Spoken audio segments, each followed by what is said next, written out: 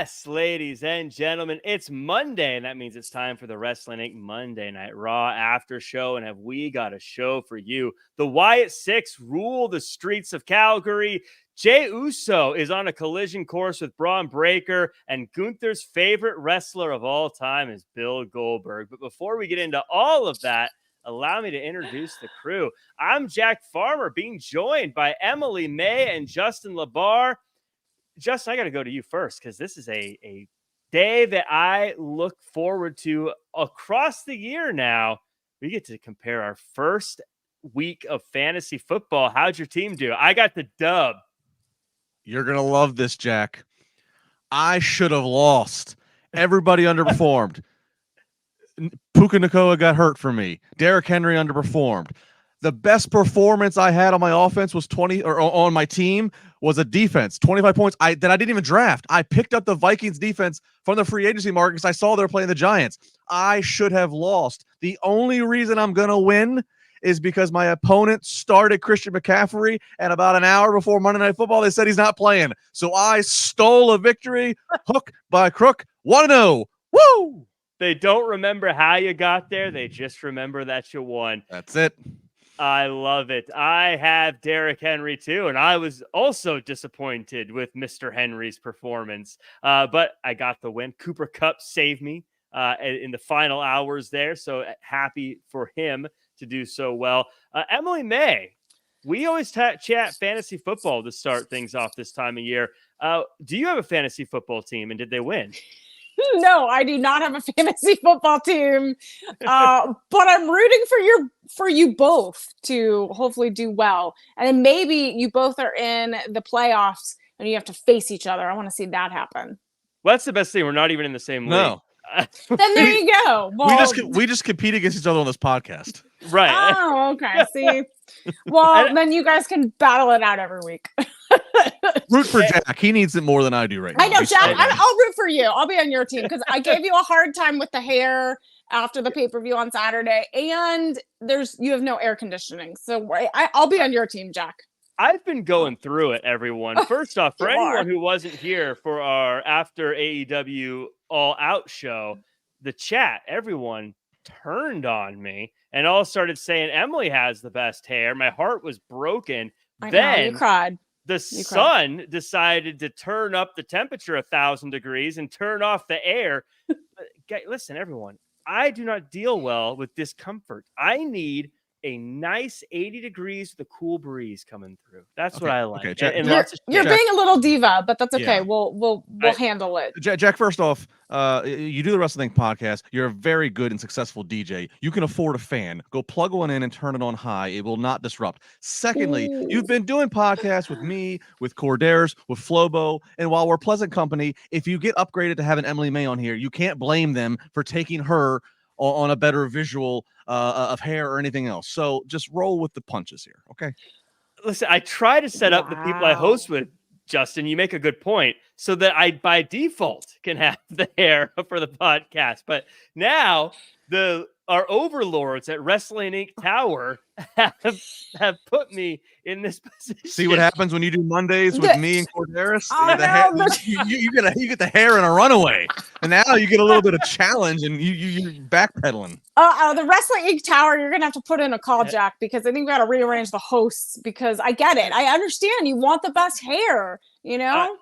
I don't like discomfort. Two, I don't like competition. I like Easy Street. Can't I just have Easy Street? Why is life got to be mildly inconvenient? I can't stand it, guys. Speaking of inconvenience and discomfort, there was a lot of discomfort at AEW All Out this weekend.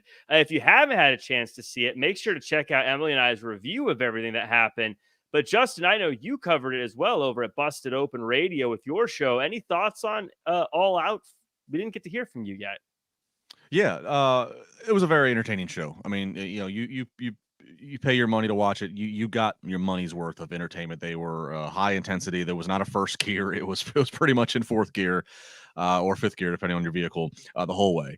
I always talk about that pro wrestling is an ice cream shop. It has a lot of flavors. You have your chocolate and your vanilla that is your top seller, and that is maybe your most traditional, maybe things, a way of doing things, but you have a lot of other flavors for other audiences. And I think you have to kind of keep that in mind. They gave you a lot. They gave you a lot of blood, a lot of violence. Personally, to me, there was times where I thought, okay, especially with what you're going to end on with the lights out, maybe not have as much blood and such prior, just to put more emphasis and importance on the main event. But again, that's all Monday morning quarterbacking. It was very entertaining. Every guy and girl busted their ass. The women's match that I thought was probably on most people's card, probably the one that was in the shadow of things, to me stood out the most, and that being Chris Statlander and Willow Nightingale. I thought it was for a night that was very physical anyways, up and down the card. Somehow they managed to have their violence stand out.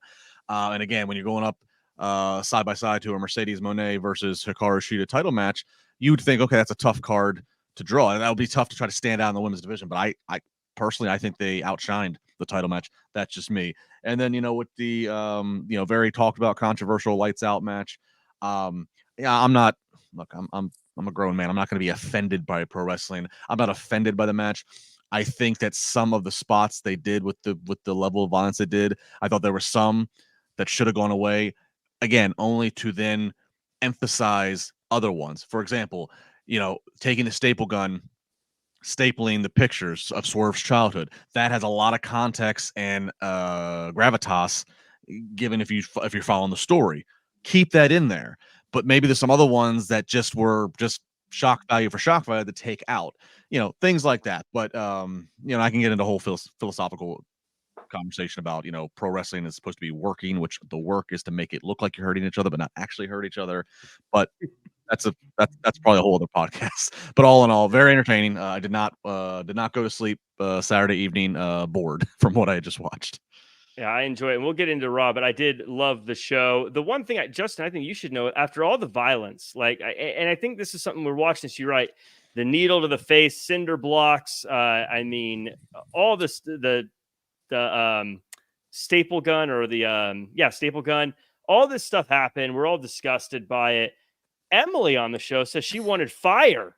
She's like, where was the fire? So yeah, she looks like this nice person, just so you know. Well, Jack, first of all, to give everyone a little bit more context, if they didn't watch the after show. We don't do context on here. No, I'm just saying, because they had that huge segment with Swerve's house being caught on fire, I thought they would have a segment with fire. It just would make sense. Emily, I agree. But that kind of leans back to my point. I agree with them. Both of you are psychopaths. No. But here's what I'm saying. Get rid of the hypodermic needle. Yeah. The cinder block was brutal. It was not a working cinder block. That was a legit cinder block. Like there's some spots that they could have done away with, again, to emphasize the spots that they kept. And aside from the staple gun in the pictures, as I mentioned, I agree with M. The fire, that go home ending of Dynamite was very well done. Mm-hmm. And so it would have been very sick and poetic to have fire been what was the final spot, in the match. I agree. I think there's things like that you can have argument over the psychology of a barbaric match like that. Well, everyone in the chat seems to agree with you guys. You're all a bunch of psychopaths. But make sure to check out Busted Open Radio. Also check out the Wrestling Inc. review. Good stuff there. We got some news to chat about before we get into this show. Some news about former AEW and WWE star Matt Hardy has some things cooking on the extreme life of Matt Hardy. Hardy said something that we've been working on very heavily, which we did a lot this week, is a reality show for House Hardy. And that's something that we've talked to some pretty important people about. Emily, what are your thoughts on the Hardy Boys and them maybe having a reality show? Would you be interested in seeing these guys in their daily lives? Oh my goodness. I think they kind of would be perfect for a reality show, because I feel like a reality show is you get an in-depth behind the scenes look. You kind of have some chaos and drama, and I think they're kind of the perfect subjects for it, for sure. Yeah. Justin, do you think is now the right time for a Hardy reality show? Do you think that this is still going to have interest? Do you think it's past its time, or do you think this is the perfect timing for something like this? I can see a little bit of everything to answer that. On the one hand, obviously, Matt and his family, what I mean by his family, not just talking about his brother, but about his wife, about his father-in-law, even his who now is his oldest kids. I'll just say his first kids. They were very much more in the public spotlight. 7, 8, 9 years ago, especially when the broken stuff was just starting, when he was in his TNA days and what have you. Then would have been interesting, but also when you have, an infant, maybe how great is that necessarily to do? So, now it works in the sense of his kids are getting older. Again, at least his older kids. He's at a very interesting point in his career where, certainly he's got fewer days ahead of him in the ring. It kind of feels like he's doing some fun stuff with Impact. It kind of feels like you can sense one more something with WWE, even if it's just as simple as Hall of Fame for he and Jeff. So it's a very interesting, winding down a very good 30-year career. So in that way, the timing works. I've gotten to spend a lot of time around Matt over the years. Love the guy. I got to do some independent wrestling loops with him. He's very funny. He's a very funny person. All of his everybody of his family that I've met, even Jeff, who has a different personality, has a nice, it's a likable sarcasm to his humor. So yeah, I mean, I'm interested to see where this goes. And I do think, speaking a little real here for a minute, obviously Jeff, has gone through what he's gone through. This could be a good thing to peel the curtain back a little bit and get to see. I mean, Jeff's always been the more private of the two, so I guess if spun in the right PR way, this could be a good thing. But that is a if. So, but that is one very real factor that I would toss out there is this just Matt on his part of the compound and and just his immediate family, or do we bring Jeff into it as well? Yeah, I think that it's great because I think it's good to keep him busy. Kind of what Tuck is saying. Tuck Graff in the chat saying, keep the Hardys busy, idle minds. I think it's good to have you be busy with something. I think these are kind of guys that are always going to be working on something anyways. I imagine when they're 80, they're going to be working on some kind of project, but I'm kind of excited for it. If this was a lot of other wrestlers, I'd feel like, I don't know, maybe you've missed the boat on the opportunity, but the Hardy Boys are so creative. I have a feeling that they'll find a way to make it interesting. They just know how to get into that, tap into that interesting factor. I mean, you look at Jeff Hardy, is, as you mentioned, one of the most creative people in pro wrestling history, probably. And Matt Hardy with the broken Matt stuff, they know how to tap into this stuff. So I think it'll be interesting. Yeah, and like to both of your points, I think like how far will this go? Like how deep is it going to go? Because I think what fascinates wrestling fans about them is like they just have such a connection to each other, obviously, but also like what makes them them, and they're special, but they're also very relatable. They have their own struggles, they have their own history, their own past, and so what stories are they going to tell? Like what makes sense, and then what are they comfortable with? I think that's also a question too. Like how much are they going to share? Well, and it'll also be interesting with them. This would not just be a series or reality show where you're just seeing them in airports and backstage wrestling. Like it's a shoot like they live the huge Hardy compound. It is a huge property in North Carolina. Matt has his house. Jeff is on another side, and then their father so like that is like, it is literally their big piece of land. And Matt has got his big game room and gym that is decked out in the Matt Hardy colors. And he's got like all the different, staples that we've seen of the different matches they've done, cinematic matches they've done. Like, so like all that's, so it is kind of cool. Like you can literally hunker down and just get within the gates of the compound and you just can roam free of this family that is just, I mean, that's kind of it's a very cool setting. That's not it's basically like what old-fashioned MTV Real World would do, but rather they had to like corral everybody into a big house. This is just, you have the wrestling family on this big piece of property, and they have their own wrestling rings there. They have all that stuff. Right. And yeah, so I think it'll be cool. I'm excited to hear more about it. I don't know how close it is to actually being released, but I think it'll be exciting. Everyone in the chat, everyone in the comments, let me know if you'd be interested in seeing this reality TV program. But someone who's signed some contracts with a program, Shayna Baszler, as reported by Sean Ross Sapp, Fightful Select has recently signed a multi-year deal with the company as well. PW Insider is now reported that Sheamus could be in line to follow Randy Orton and Drew McIntyre in signing a new contract with the company. According to the report, Sheamus's new deal has either been completed or is it's about to be, with an internal perception in WWE that he will be with the company for at least another 3 to 5 years.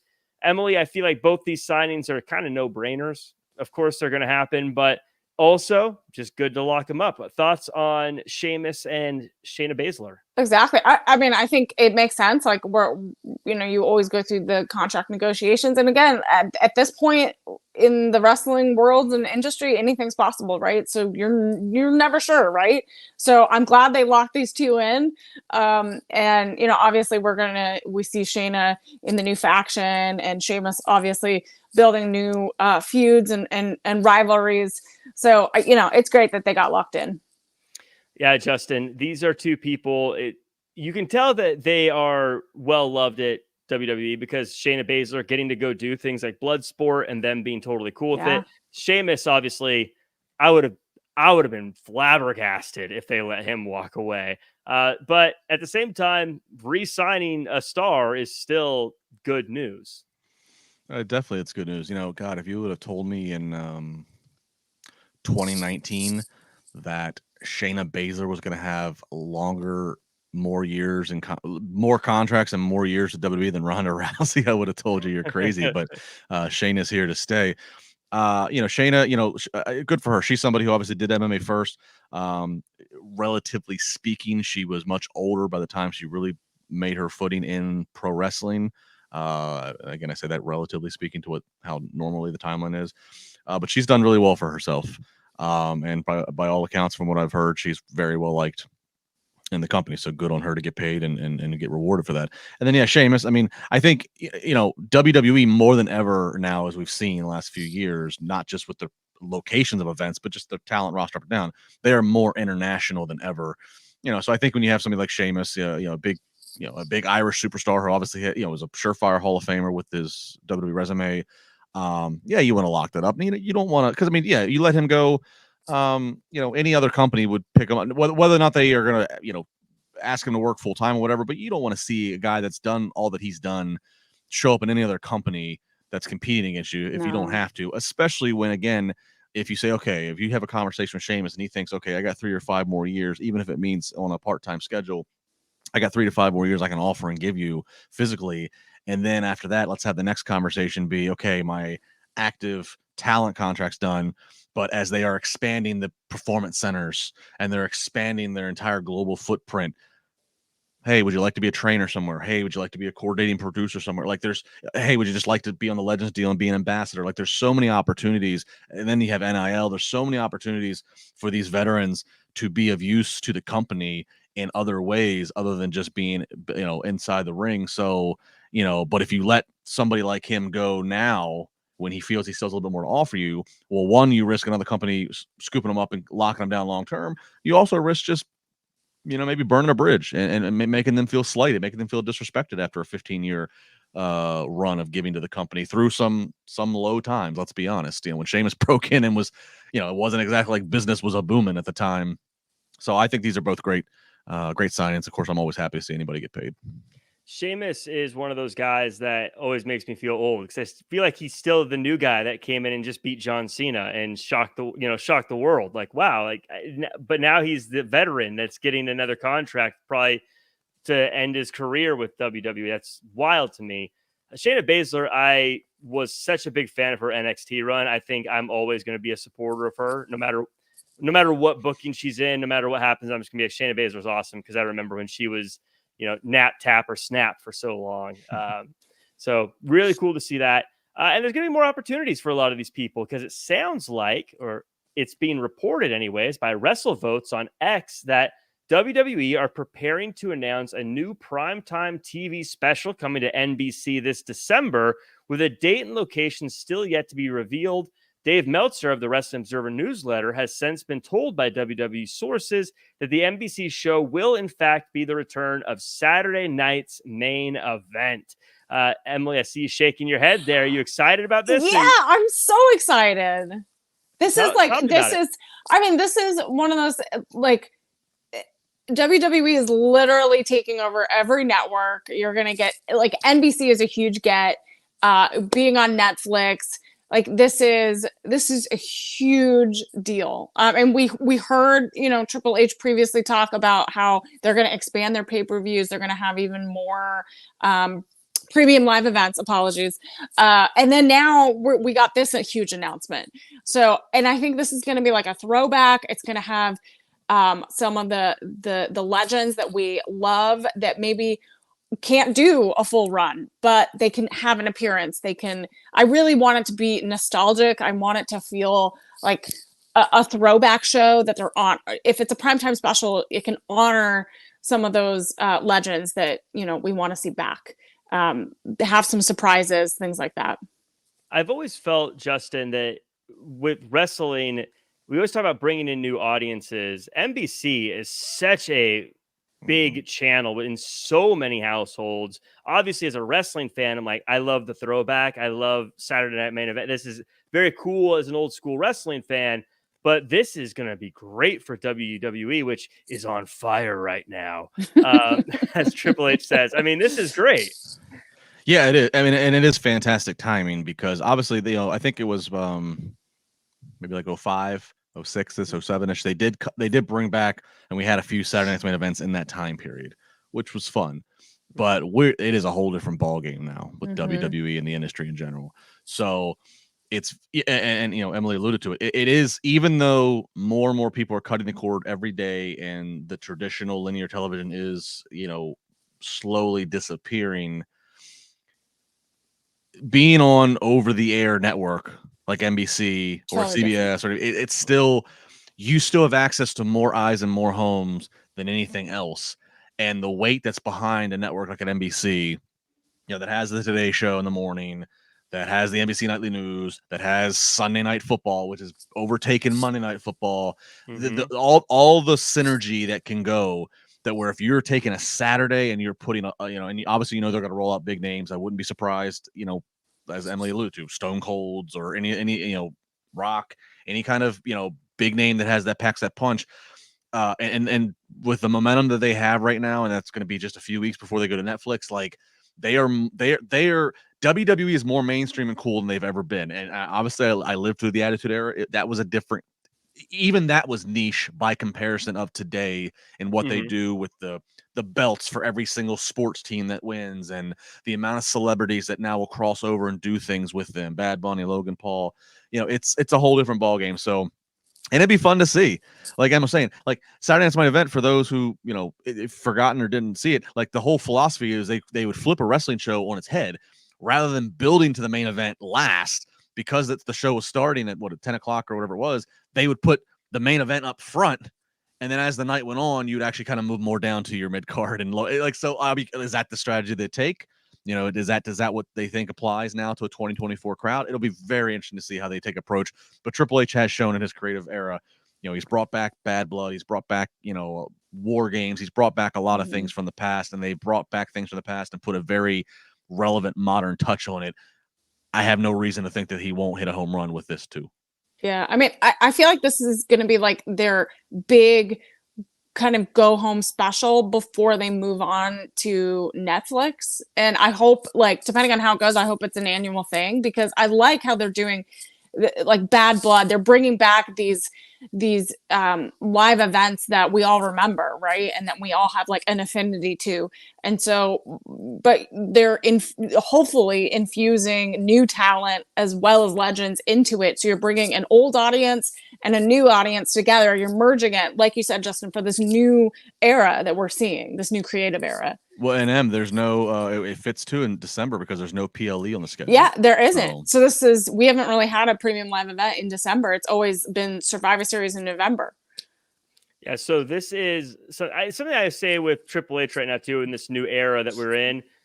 They have earned a lot of credit. So they very rarely waste your time with a show.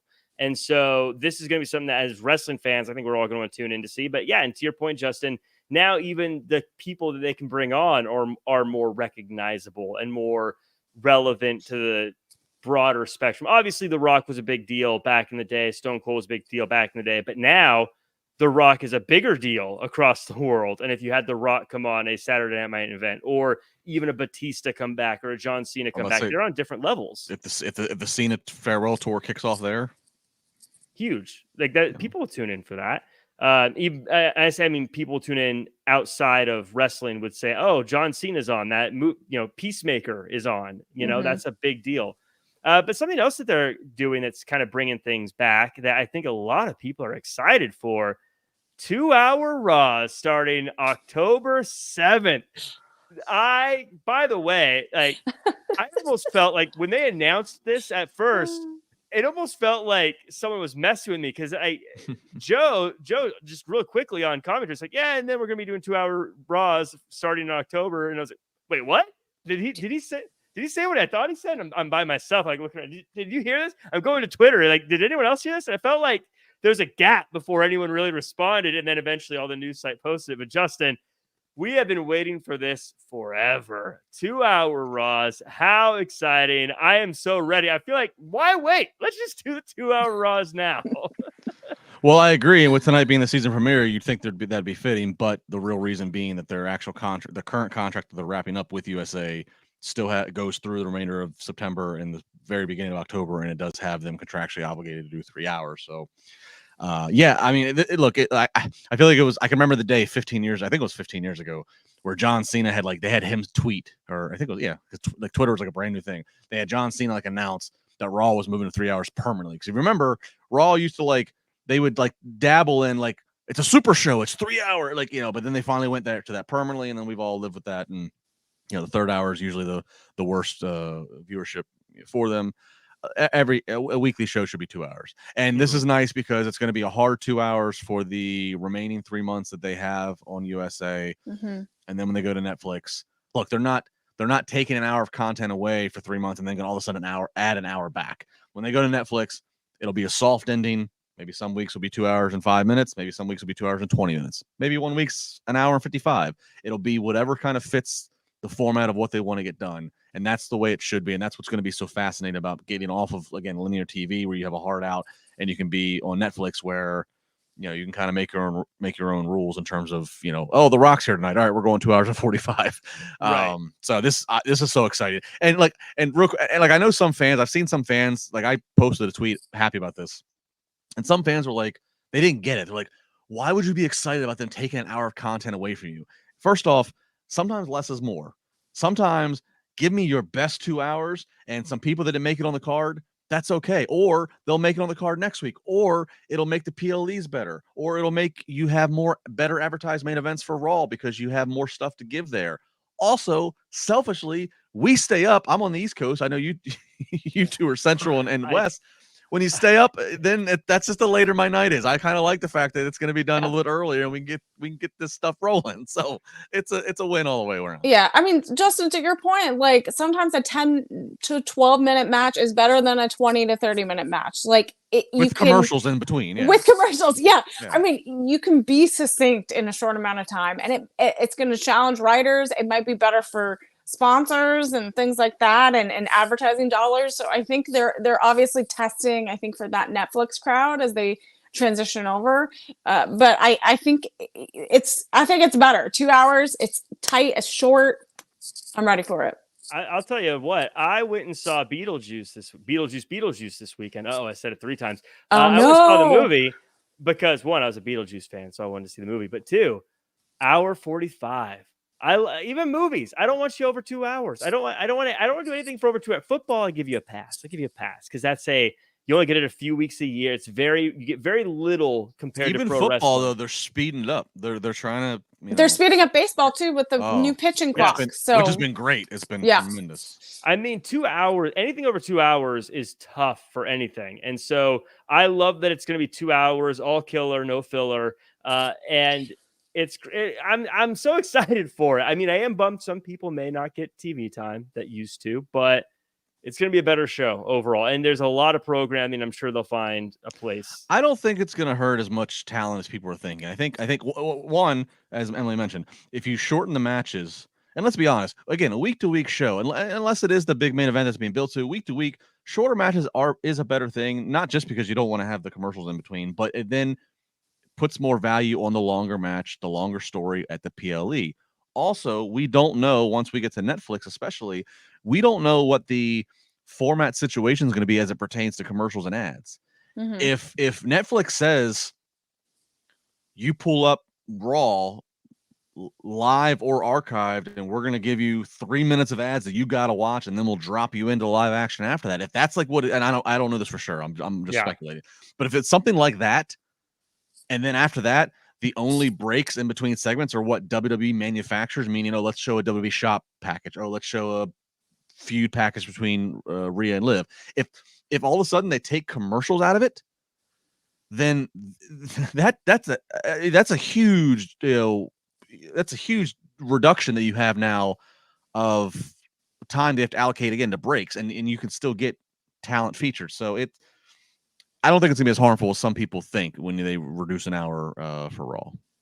Also, I know a lot of people don't watch the speed matches, but those matches are still pretty solid, and they're literally 3 minutes long. So I think they'll be fine, even if they have to do some stuff like that. I'm waiting for a TikTok world champion. I'm waiting for them to put on a 15-second TikTok match. It's gonna be Jack Farmer. That's basically what the speed championship is. Well, it's 3 minutes now. It's gonna keep. You just wait.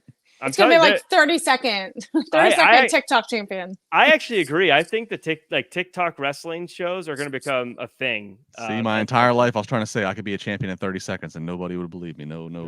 You could do it. I believe in you. You were ahead of your time. I was. Tell that to my college girlfriend. I was trying to say, like, it's just. Well, we have a lot of show to talk about. We're going to get into it. As always, like, comment, share, subscribe, 5-star review on Apple Podcasts, or I guess anywhere where you can put a 5-star review, not just Apple Podcasts. But everyone in the chat, whether you're Nick or Mike Martin, Stephen Camp, Ethan Cruz, Danny, GMO, TLD, a lot of folks. I can't get y'all. John Johnson lurking. Always good to see. No way, Mr. X. You don't come through all the time, Mr. X. You got to come through more. Jerome the Choice, Maria, Jane Young, and Richard, everyone coming through. So many of you. I wish I could call you all out, but we got to get to the show eventually. There's too many of you. I guess that's a good thing, though. But also, if you're a lurker hanging out, shout out to you as well. Just like, comment, share, subscribe. Let's talk about this show. Let's talk about Monday Night Raw. Main event time. Braun Strowman, Jey Uso, Ilya Dragunov, Pete Dunne, #1 contendership for the IC title on the line. Strowman or I should say, Breaker has run-ins with everybody before the matchup happens. It's a fun one that really goes off when Bronson Reed squashes Strowman like a little bug on the announce table. Eventually, Jey Uso gets the win. Emily Mae, first main event. What'd you think of this one? I mean, okay, Jey Uso's so fun, and I think everyone was kind of rooting for him for this one, because we want him to have the championship. We want him to have that singles run. He's so popular right now. He's spending like 12 minutes after the show goes off the air just doing yeet for the crowd. Like it's just so fun. But I do have to say, Jack, that was my favorite moment in the match, was when Bronson Reed just like threw himself at the announcer's table. It broke. You could hear the crowd go wild. I jumped up and was screaming. Like, it really just like it moved everything forward in that match. But I think that was like my favorite moment of this main event. I popped like crazy, and you know, old Joe Tess on commentary. He's been doing great, but when that moment happened, I was like, Joe's got it. He nailed the emotion, the way he reacted. I was like, oh, Joe Tess, you're going to be around for as long as you want to be, man. You absolutely crushed that. Justin, your thoughts on this one? I know you're a big Bronson Reed guy, so I want to hear you gush over this guy crushing everybody. No, it was a great moment. It was a great visual. You know, the crowd reacted to it. I mean, it looks. I would assume we're building to something with Bronson and Braun for Bad Blood. Given the spots they've done already on the build, I can't imagine what they're drumming up for the big, big moment. Blocks. Yeah, well, I don't know what it'll be. No, it was an entertaining match. I mean, obviously, you look at this, because Braun Strowman had what he's had going on with Bronson, I kind of took him out of this. Pete Dunne, he's again got what he's got going on with Sheamus. I kind of Yeah. scratched him off. So then you come down to Jey Uso and Dragunov, and it's like, you know, would I see a Dragunov versus Braun Breaker match? Yeah, but these PLEs are very sexy marquees. Even what we used to refer to as the secondary PLEs events, like a Bad Blood or a Hell in a, or when they used to do a Hell in a Cell event every damn year. Mhm. And when you look, so between Dragunov and Jey Uso's the bigger name. So that's the one that the people want to see in the title match. It'll be interesting once we get to that. Then start making predictions of Jey Uso is moving merch like crazy. That sometimes is a metric that's very important, and that can help sway the booking to say, hey, let's put the IC title on him. But also, there's the other side of it of well, he's moving merch this well, and he's just kind of just doing the yeet thing. Let's let Braun Breaker keep being built because Braun's not doing anything wrong. Braun's having a very good run. Mm-hmm. But then again, if Jey doesn't, Jey once again hasn't got a singles title ever. He's comes up short again. So this will be fascinating to watch how they build to this Bad Blood, how this all gets executed. I think Jey versus Braun, that's the best matchup. That's the sexiest marquee. But exactly how they build it and exactly what ends up transpiring come October 5th is going to be really wild to watch. Everyone has something coming out of this too, which is great. As you mentioned, Braun Strowman, Bronson Reed, they clearly got unfinished business. Pete Dunne and Sheamus. I mean, Dragunov's kind of left out in the cold a little bit, but Jey Uso has already got that history with Braun Breaker. Not history, but him talking about how your family's never beat my family. Also, I love Braun Breaker, man. I thought, okay, he's a great guy in matches, but him just not being bothered by anybody backstage, him not being bothered by Braun Strowman being 7 feet tall and 900 pounds, him not caring about Pete or whatever he wants to call himself. It's just, there's something about him. He just has a confidence, Emily. Braun Breaker is quickly becoming one of my favorites. Well, and that's the thing is I feel like once he became champion, this confidence was built where he's now not afraid of anyone, which you do kind of have to have that as champion. Yeah, you have a target on your back, people are going to come after you, but you have to be ready to face anyone at any time. But I have noticed that he really has fit into this mold of a champion and really has solidified his confidence a little bit more. And I'm not sure where that's coming from, but I feel like it's helping to have these moments on Raw where he could have those standoffs with people and show that he's not even wavering at all. And that's building to these premium live events so that he can have these big marquee matches, because that's what he's doing. He has to build these marquee matches to make a legacy for himself. JT in the chat says he has that big Papa Pump confidence. Holla if you hear me. We had a street fight. American Made versus the Wyatt Six. We got a cool video package. It's a train wreck with tables and kendo sticks and trash cans. Match boils down to Uncle Howdy getting involved and helping his team get the win. Justin, this one was we've called enough of these shows here. This was my speed. This was my kind of matchup. Just anarchy, people flying everywhere. I loved this one. How did you feel? Yeah, they needed a hot opener to kick off this commercial-free hour one. Of course, they are combating the first week of Monday Night Football for the NFL, so that's a big thing. First off, I was glad they're in Calgary, which great crowd. American Made comes out, and they're heels any which way, but they come out and just having the American flag too, just kind of extra you suck heat. And I had this moment, and I was like, oh, if Vince was still booking this, there would be a reasonable chance the Wyatt Six would come out with a Canadian flag. Thank God that didn't happen. Oh my God, you're right. And then I tweeted the picture of the 1993 old school Undertaker where Vince made him open his jacket and he has the American flag inside for Team USA. So glad that didn't happen. Thank you, Triple H, for not making that happen. No, this was a very good. Here's the best compliment I want to give this match. Was the quality control. And what I mean by that is you have 8 people out there fighting in a street fight. So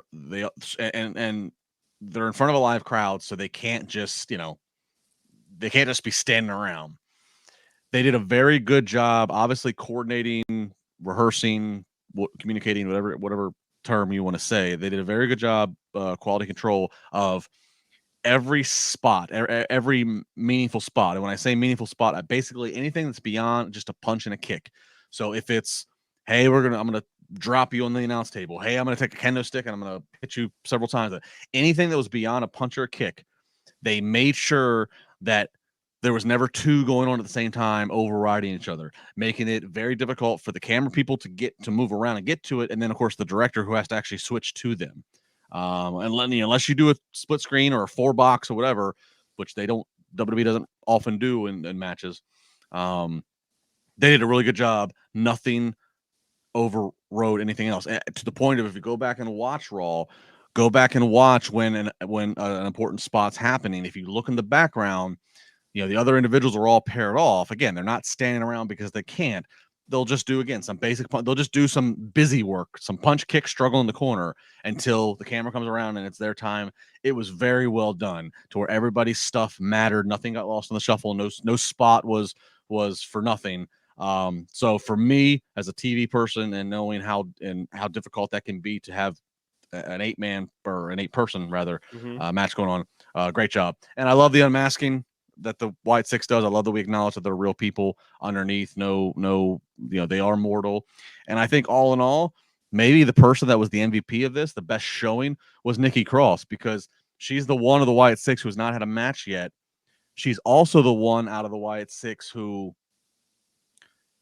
she's had the most main roster exposure recently, at least. I'm not going to even go into the Bo Leaf stuff, but she's had like superhero Nikki, and then she had was a Sanity, crazy, like she's had a lot of stop and starts.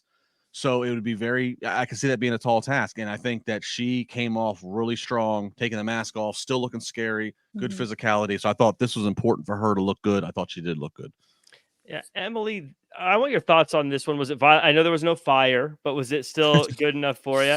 And also, I got to ask, something rubbed me the wrong way a little bit. Is the American Made, they're the bad guys, but Wyatt's, they used the numbers game to get the win. They used an extra person to get the win. They cheated in a non-cheatable thing. What's up with that? I mean, it's a street fight, Jack. Anything's possible. There's no rules. You use, kendo sticks. You use your, numbers game. You use whatever you can to win. Jack, what'd you do in your last street fight? Come on. Yeah, come on, Jack. You should know. I use fire. You should know that. I defended the Tacoma Street Championship in my last. Emily is queen in the Texas streets, I've heard. Yeah, exactly. I know. I've had some San Antonio street fights for sure. Because she burns everybody. Oh my God. Hey, it's a winning strategy, quite frankly. It is, exactly. Everyone's afraid of me. I always have a lighter. I'm good to go. No, but to your question, Jack, I think it actually was like the perfect pacing of violence. It wasn't like what we saw this weekend, but it was a great way to really kind of kick off Raw in that first hour. I like how I finally felt like Wyatt Six had the cohesion, where they kind of felt like they were a unit working together. And I feel like we've had all these amazing visual packages. We've had these really emotional packages. And now we finally got to see the kind of the mystical kind of energy behind them, and kind of creepy, but also like we're all connected. And I feel like this is going to be a pretty successful group working together. By the way, Baby Ice clearly has followed my street fighting career, knows that Jack got the win by calling customer service. That's how I win my street fight. Justin, I got a question. I mean, that's a strategy that keeps you from messing up your hair. So I guess it is. Yeah, I call customer service and I ask for the manager. Please don't do that, Jack. Who's your boss? Justin, I've got someone said this on Twitter. At WrestleBro91. I saw this and I want to ask you if they have a point. They tweeted, I wish WWE would diversify its portfolio of weapons. Not saying we need syringes and staple guns, but honestly, What is with the kendo stick fetish? I do notice that hashtag WWE Raw, end of the tweet.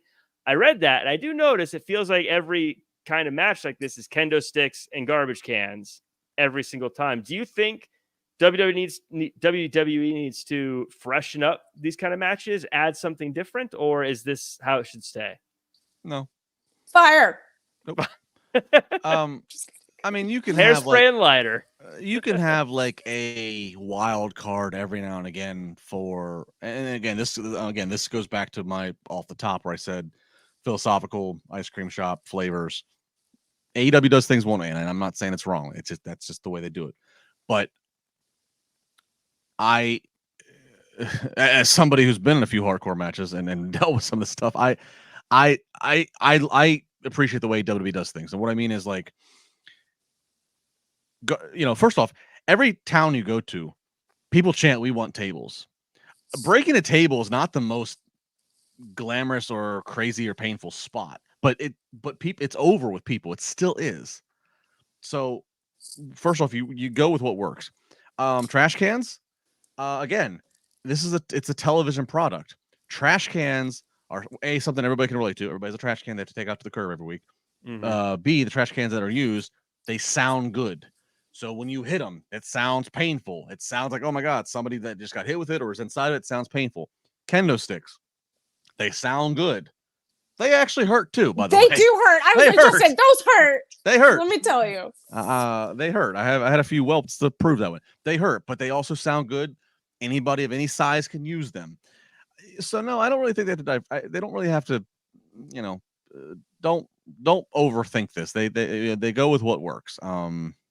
And so yeah, I'll stick with that. Again, occasionally, if you need a strap or you need handcuffs or if you need fire, occasionally go for a wild card of something.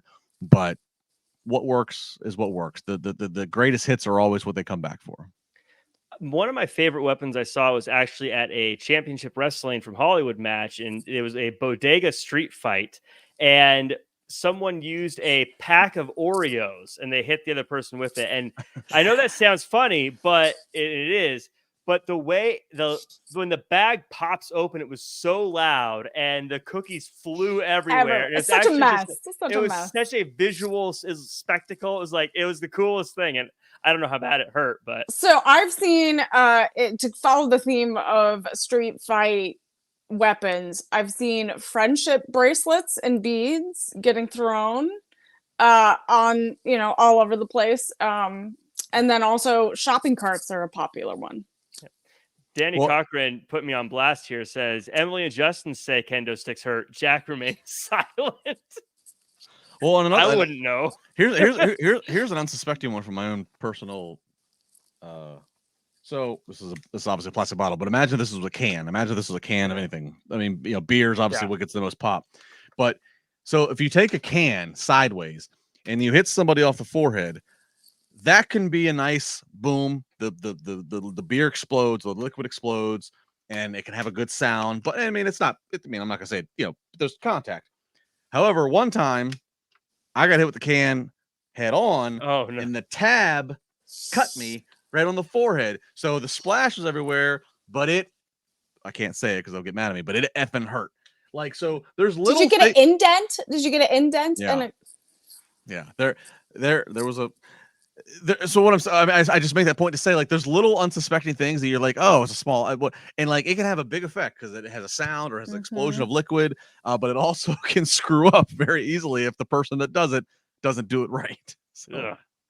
Well, something that was done definitely right, but also really hurt was Gunther having a conversation with Bret the Hitman Hart. Hitman talks about the pride of being a champion, and Gunther comes out and says he's the best now. Sami Zayn says, if you want to be the best, then defend the title against me. Gunther says no. Bret calls Gunther a coward, so Sami beats up Gunther. Justin, the news of the night. We should have talked about this at the very beginning. Rarely do we hear this. Gunther, his favorite wrestler of all time, Bill Goldberg. That is, for the record, the greatest line in the history of pro wrestling, Justin. Let me ask both of you this. Coming out of nowhere. Yeah, let me ask both of you this. So first off, this was cool and I was really excited to see how they're going to use Bret. I was really excited to see how they're going to use, Legend, he's not going to take any bumps or anything, but how are they going to further the story?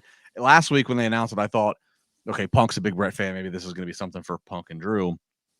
But this makes total sense, okay? But this was fun. So as Gunther is saying what he's saying about how you're my second favorite, my mind, just because it's how it's been trained for the last 25 years in pro wrestling, my mind immediately went to the cheap one, which was, oh, he's going to say my favorite wrestler is the Heartbreak Kid, Shawn Michaels, and Canada would boo. Did you guys, did your minds go to that same place? Exactly. I thought that at first. I was like, I even argued to myself, like, Shawn Michaels isn't a Gunther guy, though. He wouldn't like him. But yes, Justin, that was my exact thought.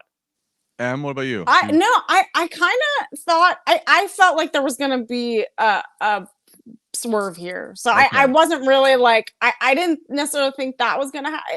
Now that I think about it, I was like, oh yeah, that makes sense. But I kind of wasn't sure, because Gunther is like kind of, you're not sure where he's going to go on the mic sometimes.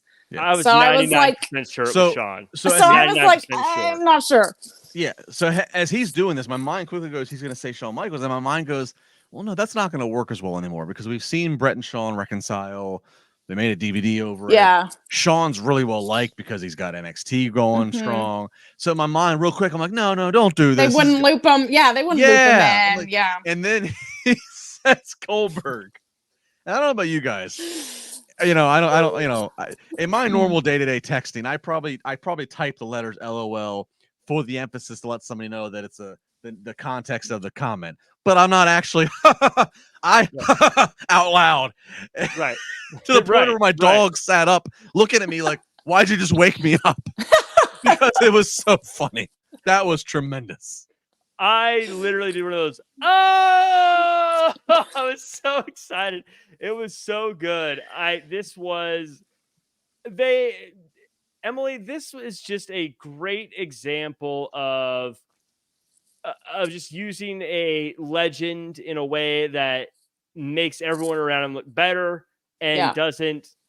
It also wasn't, to be fair to some things we've seen in the past, it wasn't a super old guy beating up young people, either. It was perfect. Well, and it was like this perfect little moment where everyone got to kind of enjoy themselves, and no one was gonna really get majorly hurt. It wasn't, like you said, that stereotypical moment where you bring back a legend. Like, it was funny, it got everyone involved, and then like we obviously saw some moments later on as well, which we'll get to, I think. So I think it was really special. Like, and I think we're gonna have more of this in this new era, especially with like Netflix. And I think having these legends come back each week, it's bringing again the old audience and new audience together again. Jack, I'm gonna go out on a limb on this new creative era that Goldberg's had his last WWE match. I got a feeling. You got a feeling? You think this is like the beginning of the road? No, I think he's done in WWE. Last WWE match, which is a shame. And he's already in the Hall of Fame, so there's no need to call him back for that. So I don't know if he's gonna be coming back around. Yeah, which is too bad because I am a big Goldberg fan, so I'm kind of bummed about that. But one thing I got to take away from this before we move on is when I do get to work in pro wrestling, I always call the wrestlers by their wrestler name. Sometimes they'll introduce themselves to me with their real. I use the wrestler name, and the reason is for what Gunther did. I don't know if you guys caught it. But he called Wade Stu. Yes. And I was like, and I never wanted to accidentally do that, so I'm like, no.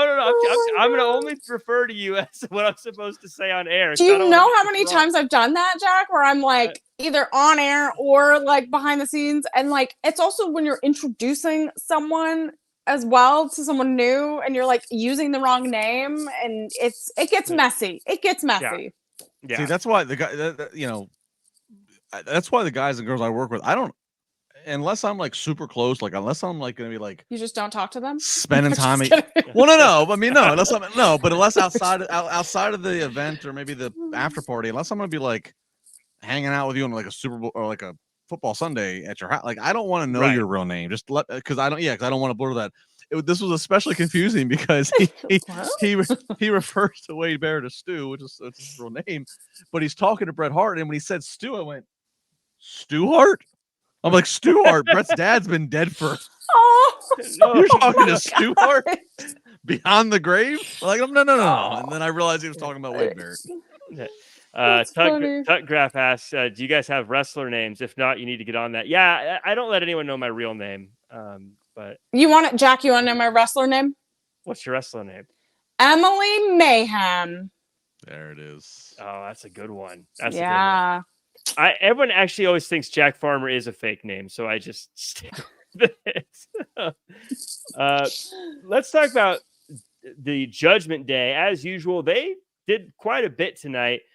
Finn Balor calls out Damian Priest. And says Finn didn't screw Damian. Damian screwed Damian. But Finn says they both go back and forth. Finn's like, hey, you made me a sidekick. Damian wants the match, so they're gonna have a match of Bad Blood. They go to have a sneak attack. Damian Priest like, look, I wrote this playbook, but it didn't help him. He wrote an airtight playbook because it worked flawlessly. This eventually leads to a Dominic Mysterio Dragon Lee match with Dominic winning and Finn Balor versus Rey Mysterio, with Finn Balor getting DQ'd, hurting Rey Mysterio's leg. So, Justin, again, kind of the through line of a lot of the show tonight, the Judgment Day, just kind of continuing what they're working on. Yeah, I mean, continuing to build to Bad Blood, really good. This all kind of followed, what we kicked off with the Wyatt Six, so it was a good way to kind of, for the second half of the commercial free, because, I mean, look, one of your hottest is the love that people have for Rhea and for Priest and the disdain they have for Liv and Dom, so it made sense to put this in the first hour. Yeah, I mean, I'm loving the build. I'm loving what's going on. I mean, I definitely do fear that once Rhea gets her revenge on Liv at Bad Blood, which I assume would happen, I don't know if she's going to get 5 good minutes with Dom, but like between that and then like Priest and Finn, and then what exactly happens with the tag titles, which is part of Raw next week, I do have some concerns of like how much is left in the tank for Judgment Day 2.0. Right. Will it be a case of where like it kind of disbands and everybody gets a refresh? I don't know, and maybe that's good. I don't know, but that's my kind of concern, is like Rhea's made, Dom's made, and Liv has been elevated definitely for this. Priest, to his credit, is a bigger star now than when he was as the world champion, which that's not often how that happens. So I think his next world title run, if he gets one, hopefully will be even bigger. But I do worry about Finn, JD. Carlito's just kind of there for kicks, but I do worry about, especially Finn, most notably, what's going to be his long-term future. Emily, we haven't chatted much about Judgment Day because this is our first time doing an episode of Raw together. But I have a question for you. At the end of this segment, right, the Judgment Day, they attack Damian Priest and Rhea Ripley. Jey Uso arrives. I got to ask you, was Jey Uso saving Damian and Rhea, or was Jey Uso just saving Rhea? So I think he was just saving Rhea Ripley. I think there's something. I think it's going to unfold slowly, but there is something going on. She always hints on social media. They like have this chemistry thing going on. So I'm not sure exactly what's going on, but there's something going on. And so I think So I think Damian Priest needs to be really careful. I think, like you said, Jack, why does Damian Priest need to be careful? Because you don't know what's going to happen with Rhea Ripley and Jey Uso. You think they're going to turn their back on Damian Priest, or you think Damian Priest maybe has eyes for Rhea Ripley? Or no. I think maybe she's saying that maybe if Priest thinks that he's got an ally in Jey, he may not really have an ally in Jey. Jey's got his eyes on exactly. Like, when you're like, oh, I'm going to rely on you as a friend, and then it's not a friend. Damian Priest, like, hey, Jey, I got your back tonight, right? No, man. You never know.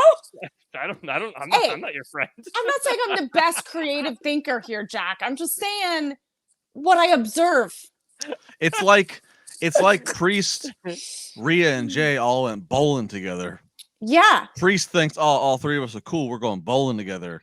And then they show up, and by the time Priest gets his shoes, Jey's whisked Rhea away, and they're on a different lane. Or Jey and Rhea came with matching outfits, bags, and balls, and Priest is left out. And Priest is like, now I have no shoes, no ball, and no bag. Okay, That's a bad bowling experience. This is how it plays out. It starts out fine at first, but then Damian Priest, he bowls and he gets a strike, and he goes, "I got a strike. Isn't that great, guys?" And he turns around, and they're not even paying attention. They're like making out of the snack Yeah. bowl. I feel like, Jack, you're speaking from experience. Not as the bowler. We have, speaking of love, we have Drew McIntyre coming out, and he says that every time the fans chant CM Punk, it's in memory of. Oh, such a good line. Then he says to Wade, if you get between me and Punk again, I'm going to have some bad news for you. That's when Pierce comes out and says, not only is CM Punk not done, but at Bad Blood, it'll be hell in a cell. Emily, this is something I feel like we've all been kind of fantasy booking on Twitter for a while now.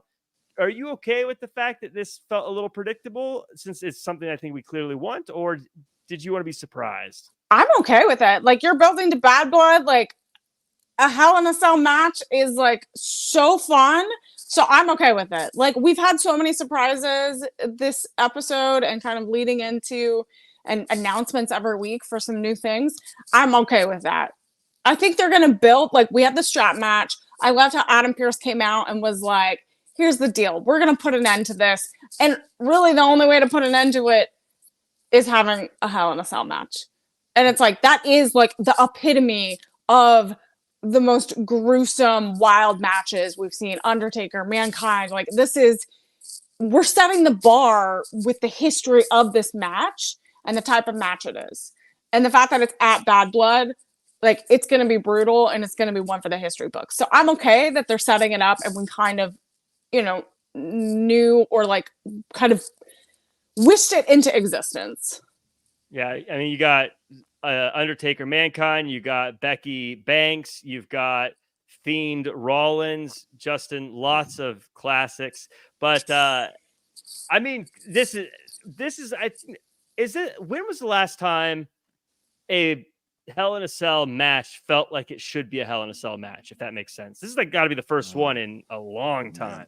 Yeah, that goes way back. I last time I saw Hell in a Cell was in Atlanta. I was in Atlanta.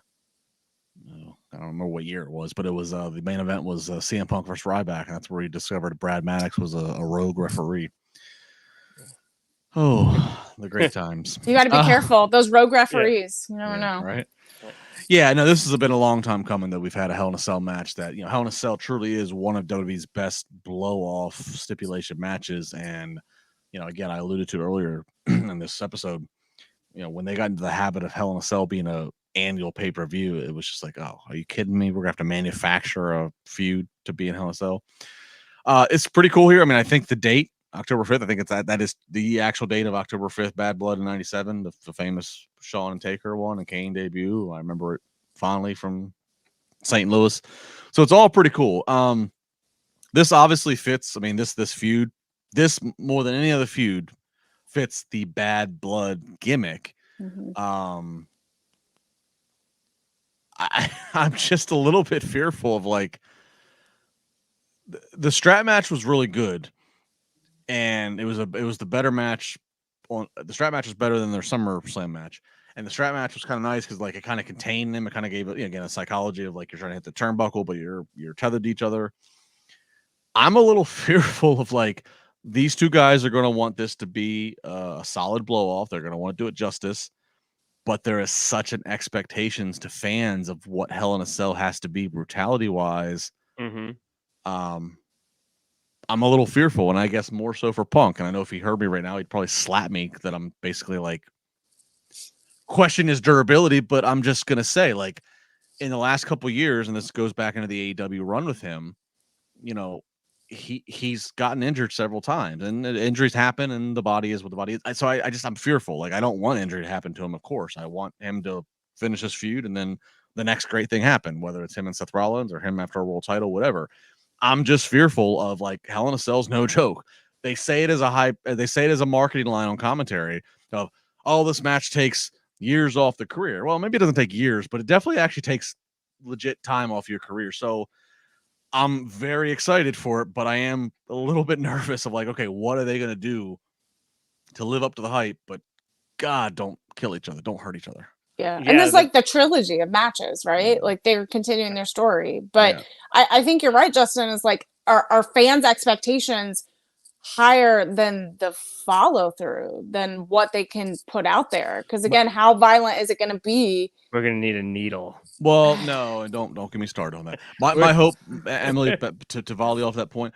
Here's my hope. Here's my fantasy booking. Just 2 hours removed from knowing that we're going to get it.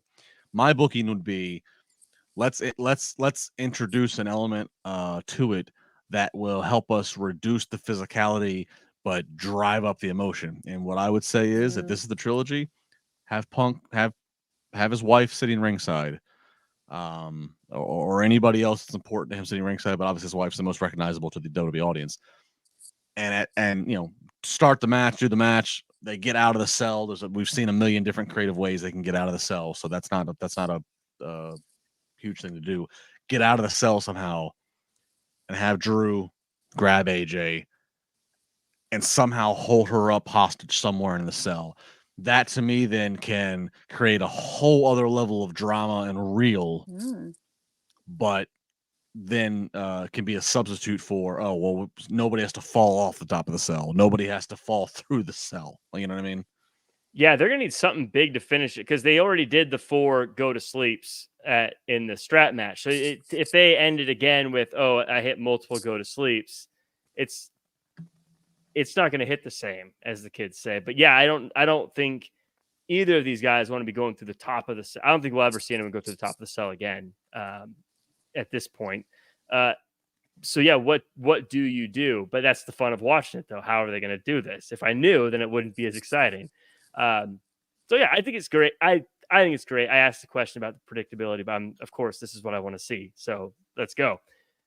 We got some tag team matches. Isla Dawn and Alba Fire fail in their attempt to beat Jade Cargill and Bianca Belair. It looks like Damage Control is next in line. Also, Pure Fusion Collective did a triple tap out to Lyra Valkyria, Zelina Vega, and Natalia, which was a fun moment to have. Justin, with these matches here, of course, Natty getting a win in hometown, another good example of a legend being used in her hometown well. I'm confused with the tag team championships because it feels like they're trying to pivot to Damage Control as the next contenders, but this is a team that not only is wearing bandages, but just lost a match. Is this, do you think this is where they're going, or am I missing something?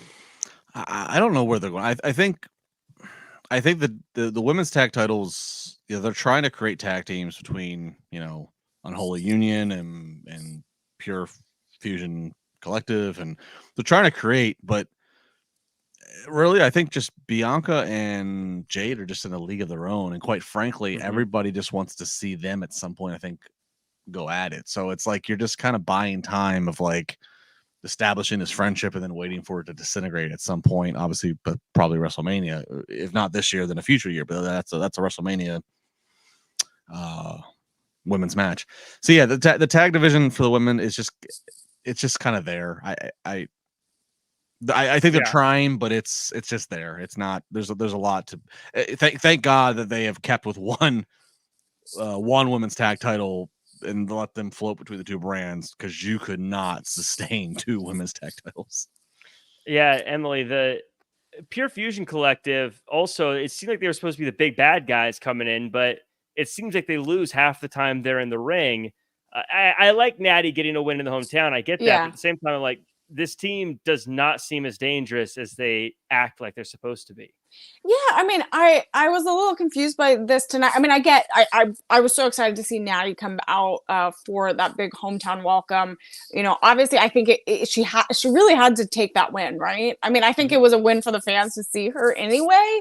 But then it was a big celebration. But I think Pure Fusion Collective is obviously this new faction, this new team. They're trying, they're refining. You can obviously see over the course of the last few weeks, they're really like honing in on that. But you're right, Jack. They have to figure out, like, okay, are they going to be these intense, intimidating, athletes coming in and taking out every faction and every team on maybe Raw and maybe other brands too, eventually? but they have to establish it, and they're not going to if they can't dominate, the Raw roster. Right. So they got to really like get some wins and show that they're intimidating and scary and that they're strong. I mean, they did a little bit in the beginning, and then now it's kind of petering off, and it's not quite clicking, I think. Well, and it's a tough formula to have. Obviously, WWE has no shortage of female talent in both. Exactly. In both the main roster and NXT, but it's a tough formula to have, where there's the world title for the women, and you have Liv and Rhea, which is good stuff, and you have Nia and Stratton and what's going on there. Mm-hmm. But then when your tag title situation is essentially your next two biggest single stars together as baby faces, that's hard to generate anything that anybody cares about as opponents for them. Mm-hmm. That's just, I mean, and again, part of that is the embarrassment of riches of again, you have Rhea, you have Liv, you have Stratton, you have Bailey, you have Nia. So you have this great, set of women here for the singles. And then you have, Jade and Bianca, who we all would definitely love to see go at it in a singles capacity as well for title. But when you're asking them to just be tag team and a babyface tag team at that, the crowd loves, it's almost like you just kind of have to accept, we're just going to line up heels that they're just going to bulldoze over. But that doesn't do PFC any favors. That doesn't do unholy union any favors. So it's a weird rubber meets the road situation right now with the women. Yeah. And Jade and Bianca, this is like their second run as tag team champions. And so, I mean, after the Bash in Berlin press conference, they were talking about like it was addressed like and inferred that like they're gonna be a really strong tag team. That's what they're focusing on. But to your point, Justin, so many people are waiting to see them turn on each other, which shouldn't necessarily, just because you're a team doesn't necessarily mean you always turn on each other. But I know the fans also want to see singles runs from both of them. But I think Jade and Bianca together, I think are what they need right now. They need each other. Jade definitely Jade definitely needs that support from Bianca. You can see them really connecting, but we have to see the trajectory and have opponents and have teams that can actually like face them. And if they're always going to be presented as baby faces and then have to have heels go against them and they just like bulldoze through them, where's that story? Like, where is that leading? Well, and that's where the issue is too. Is I think with you can have dominant a team like this, but you got to have someone that seems like they can stand up to them. And if Pure Fusion Collective seemed visually like a team that might have a chance, but again, they can't get past a thrown together team of Lyra, Zelina, and Natalya. How are they? If they can't beat them, how are they going to deal with Jade and Bianca? They're just going to get steamrolled, and so it feels a little bit like the Road Warriors in a smaller independent company. Well, like who's going to beat these guys? They're going to kill everybody. Like so Jack, you say smaller independent company, and Emily just made a great point that everything she just said there. So to capitalize off what Emily said, I would float this idea.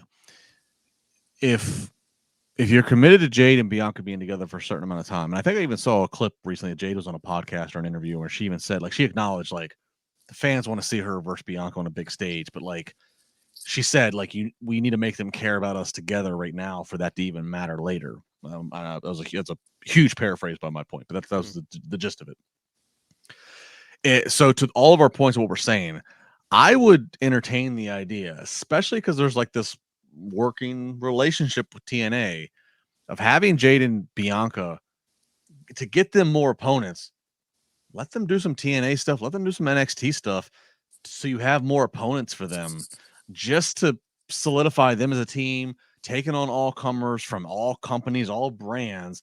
And then, of course, Bianca and Jade, if you're trying to do good in your relationship with TNA, whatever this, none of us know the details of what that is, but whatever this working relationship is, if you're trying to do good, God, you send Jade and Bianca on a TNA pay-per-view, you can't tell me that's not going to be an increase on the pay-per-view for TNA there. So I would entertain that. And maybe, I don't know if that's in the works or not, but that's just, again, me kind of fantasy booking based off what Emily was saying, which is on point, because that they will fight each other eventually, but you do need to solidify them as a team with real success, especially more so for Jade getting the reps of success before she's ready to be put in that single spotlight.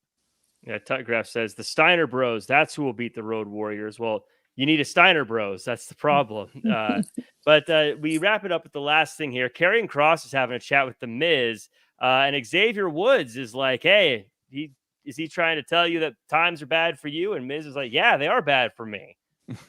I'm not doing good." Justin, are they dropping the New Day breaking up thing? It seems like they pivoted because of the news of people being let go. Yeah, I mean, Odyssey Jones felt like he was a new recruit by one of them, not by Kofi, not loved by Xavier, and then Odyssey Jones doesn't seem like he's with the company anymore. So yes, I mean they got to pivot. Look, the New Days, they're celebrating the 10th anniversary 10-year anniversary as they noted, and to be a tag team or a trio, to be a group that never turns and never breaks up in 10 years in today's climate when you have as much program as you have is just insane. So I guess you go back to what's worked. They always work. Yeah, I mean, it's like a celebrity divorce, right? Like, it's like right. Marriages in the celebrity realm, right? It's like, the fact that they've lasted 10 years is kind of incredible, that they haven't had any big breakups. Yeah. So, I hope that I'm at a point. I don't want the New Day to break up now. I just want them to stay together as a team. I feel like it's kind of like John Cena turning. I don't want to see it now. This whole segment though does kind of represent kind of like a purgatory of, I'm a Karrion Kross fan. I am, but the stuff with this has not gone off and worked. It just hasn't. I don't know if we're still snake bitten by when Kross was first called up to the main roster again under the Vince regime, and I don't know if it's that. The New Day obviously is. We said has some start and stop with some stuff. Big E, of course, being injured and maybe his career's over. I don't know. That sucks, but that's there too. Miz, fun little run there with him and R-Truth. That you knew that wasn't like a long-term thing. So this is kind of like a purgatory of this talent that all is valuable and adds something, but they're kind of all lost right now. And they're kind of being put in a storyline that kind of reflects on we're lost right now. Let's get on the right track. But I do got to give WWE credit. This is where I think it's smart. They still put them on TV and remind us that they're still there, remind us that they're still doing something, because when you're left off TV, that's when we all go, what happened to, I don't want to say people because then it gets into a big, crabby thing. What happened to Wardlow or what happened? But when they're on TV, we go, okay, so at least they're still here. So I do think WWE is smart by keeping them at least on TV. They're not chasing the 24/7 title, thank God. Right. I'm sad I never won that. Jack knows I wanted to win that so badly. Did you ever fight in Raw Underground? No. I almost did. No, I didn't. Did you? No. You would. You would have screwed up your hair. Yeah, No. you would have messed up. Your hair would have been out of place and upset. That's why I didn't do it. I walked in there. It was very warm in that room. And I was like, you were so uncomfortable. I can't do this. In an hour and 18 minutes, we've come full circle. We've come on. There you go. Well, I think that's a perfect time to kind of wrap it up. Everyone, let us know your thoughts in the chat. And before we go, Justin LaBar, any final thoughts, and where can the world find you online? I know it was a good Raw. It wasn't the best, but it was good. They're in a weird state. We still got a few weeks till the next PLE for Bad Blood. Obviously, a big transition is going to happen when they go cut down to 2 hours for Raw. So it was what it was, but WWE is moving in the right direction. It was an entertaining show to watch as we covered. Follow me at Justin LaBar on socials here on Monday nights with the crew here on Busted Open. Usually Thursday morning, spar with LaBar for about a half hour. Have the entire 3 hours, which is insane. It's stupid, but it's awesome. Every Sunday, Busted Open 9 to noon. So if you want to hear more of me, there's no way to avoid me. I'm somewhere.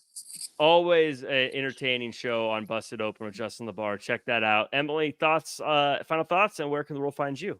Yeah, it was a great Raw. I'm excited to see what they do with the 2 hours. I think tonight's episode had a little bit of everything for everyone. So, and I loved covering it with both of you.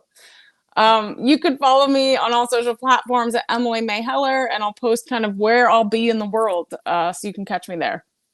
Danny correcting me. That's right. I used to say on a scale of 1 to 10, but now was the show living under a rock or on fire right now? So let us know if you think it was living under a rock or if it was on fire right now. I thought it was an on fire show. I thought it was good. I will say, once I found out that it's going to go down to 2 hours, third hour felt extra long. Now that I know that we're getting it 2 hour Raws, that third hour, it did start to feel a little bit long. But I thought it was a fun time. You could, yeah. No, I was just gonna say it's gonna be wild come January. Yeah. Flick over to USA at 8:00 and see what USA is playing from 8, 9 to 10. Yeah, until I'm 11. curious. It'll be Westminster Dog Show every week now. The Hey, best that's of legit, Jack. That's legit. Don't knock it. the best of any version of Law and Order they can find. They've got a lot of those. It's 25 seasons, so you're good. They do. But you can find me at Real Jack Farmer across all social media. I'll be back on Wrestling Inc. on Wednesday to cover AEW Dynamite. So make sure to check that out and follow at Wrestling Inc. for all your latest wrestling news. That does it for this show. I'm hitting that end stream button. Boop.